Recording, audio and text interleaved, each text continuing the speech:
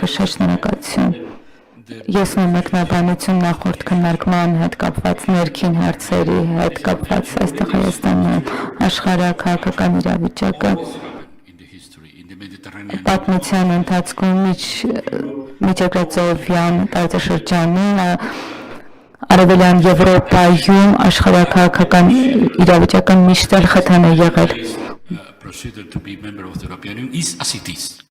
Ոչ ոք չի կարող գնալ Բրյուսել եւ ասել ես տառապում եմ արտաքին վտանգից։ Մենք գնում ենք եւ վերջապես Հայաստանը թեկնածու է։ Մենք պետք է լուծենք ներքին խնդիրները։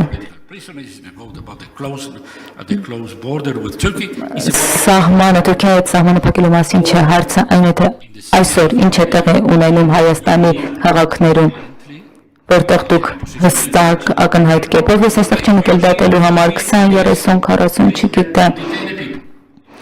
ոստիկան, որոնք մարդկանց կալանավորում են։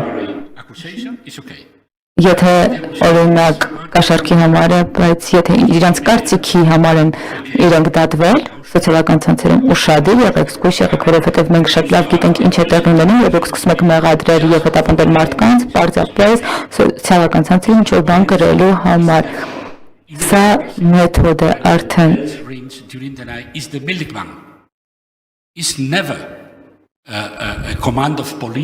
Երբևէ մեկ անձի անգամ ժողովրդավարության մեջ չի կարելի բանտարկել, օրինակ գնանք Ստամբուլ, դուք չպետք է հարյուրավոր ոստիկանների ուղարկեք։ Դուք ասում եք, որ այս անձը ուղղակի պետք է գա այս դատարան,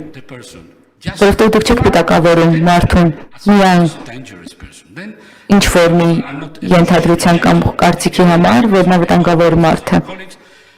Դուք պետք է տեղյակ լինեք, հայկական իշխանությունները, քաղաքական կուսակցությունները պետք է տեղյակ լինեն, որ դուք պետք է շատ ուշադիր նայեք սրան, եթե դուք թեկնածու պետություն եք, երկիր եք։ Շատ մեծ ժառանգություն կա խորհրդային իրավական համակարգից։ Մեղադրենք, ուղարկենք բանտ, կալանավորենք, հետո մենք կտեսնենք։ Եվ արդարադատության նախարարը փորձում է պայքարել այս պատմական ժառանգության հետ։ Սկսում ուղարկենք բանտ, հետո կտեսնենք ինչ տեղի կունենա։ Տեղյակ եղեք նման բաների մասին, որովհետև մենք շատ խորը սնվել ենք նման բաները։ Ես գիտեմ, որ հետագա տարիների ընթացքում, երբ խոսքը գնա Հայաստանի մասին, շնորհակալություն։ Հաջորդը Սեքանդերյանն է։ Խնդրում եմ շատ կարճ մեր խոսքը ձևակերպենք։ Շատ շնորհակալություն, հարգարժան նախագահ, համանախագահողներ, քաղաքասարակության մասնագետների, փորձագետների համար, իրենց զեկույցների համար,